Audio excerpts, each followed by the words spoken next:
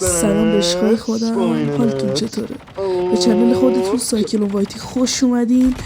بچه ها امروز اومدیم با آموزش موومنت و شلاقی به آسون ترین روش که اصلا 100% دیگه یاد میگیرید. بچه ها این نکته هایی که بهتون میگم نیاز به تمرین داره، یعنی کلا هیچ ویدیویی رو نمیتونین پیدا کنین که لازم به تمرین نداشته باشه. در حد یه هفته اینا تمرین کنین، قشنگ روش استاد میشین. حالا واسه دیگه کامل مسلط شدن دیگه همون تقریبا یه ماه. تو این ویدیو ما آموزش موومنت داریم، آموزش شلاقی هم داریم، همونطور که از تایتل ویدیو دیدین. انگار آموزش شلاقی که به آسون ترین روش ها، یعنی بهتون میگم که واسه اونایی که تو زمان بندی که کی شلاقی بزنن مشکل دارن، واسه اونا هم حالا توضیح میدم که باید چیکار کنن که دیگه تو زمان بندیش مشکل نداشته باشن. حتما تا آخر این ویدیو همراه من باشین، چون نکاتی رو همینجوری میگم که باید رعایتشون کنین، ویدیو رو جلو نزنین. یه فکر کنم نهایت 6 دقیقه وقتتون رو بگیرم دیگه. عرضم به خدمتتون یه سری از انگار آموزش شلاقی رو میخوام بهتون بگم که یوتیوبرها بهتون نگفتن یا کشف نکردن یا نمیخوان بگن. حالا من که زیاد عددی نیستم، ولی گفتم بهتون یاد بدم که راحت بتونین شلاقی بزنین و حال کنین، چون که شلاقی زدن یه حس خوبیه. موومنت هم که واسهتون آوردم ماه، یعنی ببینین موومنت های خیلی قشنگیه، هم واسه شاتگان جواب میده هم واسه اسنایپ. رایفل و مولتیو اگه انگار حمایت های این ویدیو زیاد باشه واسهتون میذارم. همین دیگه. انگار مثلا باید یه سری نکاتی رعایت کنین که شلاقیتون خیلی نرمتر باشه و هر جایی بتونین شلاقی بزنین. تو این ویدیو من اومدم بهتون یاد بدم که در حین راه رفتن، در حین وایس، انگار موقعی که وایستادین و حتی موقعی که دارین از یه سطح شیبدار بالا میرین یا هر چیز دیگه بهتون یاد بدم. نگران نباشین، همتون یاد میگیرین. شلاقی زیاد چیز سختی نیست، چیزیه که باید یه کوچولو تمرینش کنید. اگر آدم صبوری هم نباشی، با این آموزش هایی که دارم بهت میگم یک کوچولو راحت‌تر میتونی شلاقی رو یاد بگیری. لایک رو بکوبین، سابسکرایب هم بکنین. من فعلا میرم یه موزیک میذارم رو ویدیو که بقیه گیم پلی خودتون ببینید. حالا من موقعی که آموزش موومنت و شلاقی رو میخواستم برم میام دیگه خودم صحبت کنم. عشقای من بزنین بریم.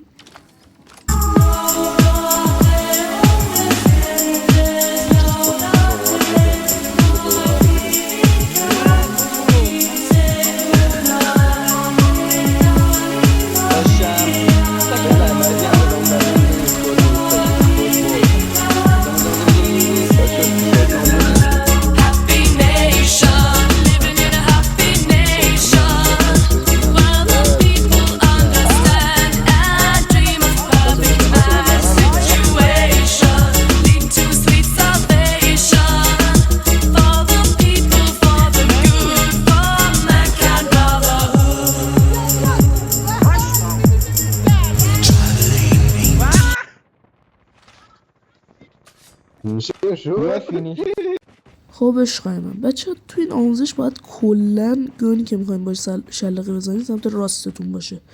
اینجا یه دونه پرش میزنی، وقتی پای کاراکترت جمع میشه باید نایف و گانو بزنین. خب این میشه یه همچین چیزی تقریبا. نگاه کنین پا وقتی جمع میشه تو کاراکتر. بچه این هم یه شلاقی ذخیره. کاراکترتون وقتی اسلاید جامپ میزنید نباید بشینه. نگاه کنین الان من جامپ میزنم شلاقی زد. واسه این شلاقی که الان میخوام بگم یه نکته ای وجود داره. پای چپ کاراکترتون باید جلوترین حالت خودش باشه. انگار نگاه کنین الان اصلا انگار پای چپ غیب شده. دقیقا همین الان باید نایف و گانو بزنین. این هم مثل همون شلاقی قبلیه ولی در حال راه رفتنه. اونم این شلاقی هم باید پای چپ در جلوترین حالت خودش باشه. نگاه کنین بعدش نایف و گانو سریع باید سویچ کنین. واسه این که تایم این درست بشه باید 2 جامپ بزنین، انگار رو هوا 2 جامپ. نگاه کنین میشه یه همچین چیزی. خب رو هوا 2 تا جامپ بزنین خیلی بهتره که زمان بندیتون درست بشه. نگاه کنین اگه دقت کنین 2 بار جامپ من زرد میشه. با اسمارس و هر چی دلتون بخواد هم میتونین بزنین، مثل دابل جامپ تو بازی‌های دیگه. بچه‌ها اینجا یه ارتفاع به حد کانتینر پیدا میکنین. وقتی رو هوا انگار داره اسلاید میزنه نایفوگانو میزنین. خب رسیدیم به بخش اسلاید داستان. بچه ها این اسلاید حالا من اسمشو نمیدونم، ولی باید به یه سمتی که دلتون میخواد اسلایدو بزنین، به سمت مخالفش جامپو بزنین، بعدش صفتون رو به راست و چپ ببرین. نکنین اینجوری یه همچین اسلایدی میشه که از دید انمی هم اینجوریه. حالا تکی زیاد چیز خفنی نیست، جلوتر بهتون نشون میدم. اگه با موومنت زیگزاگی ترکیبش کنی یه چیز خفنی میشه. این از دید انمیه که یه همچین اتفاقی میفته. انمی میاد پیش بینی کنه شما کجا اسلاید میزنین، همینجوری هدشو میزنین راحت. با شاتگان هم میتونین برین همینجوری نزدیکش. بچه‌ها رسیدیم به موومنت زیگزاگی. نگاه کنین یه روش میخوام بهتون یاد بدم راحت بتونین موومنت زیگزاگی بزنین. دستتون رو مثل زد انگلیسی رو صفحه بکشین و انگار میشه موومنت زیگزاگی.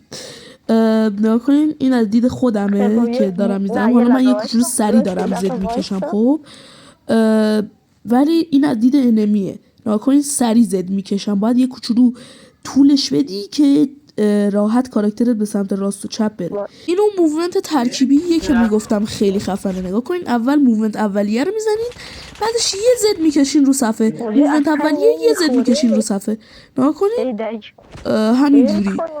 این از دید من بود. حالا از دید انمی هم یه چیز اینجوریه. نگاه کنین رو شاتگان پلیر، اسمبلی پلیر، همه چی جواب میده. بچه‌ها مرسی که منو تا اینجا همراهی کردین. یه سری هم به چنلم بزنین، ویدیو شورتامو ببینین، شاید از شاتام خوشتون اومد.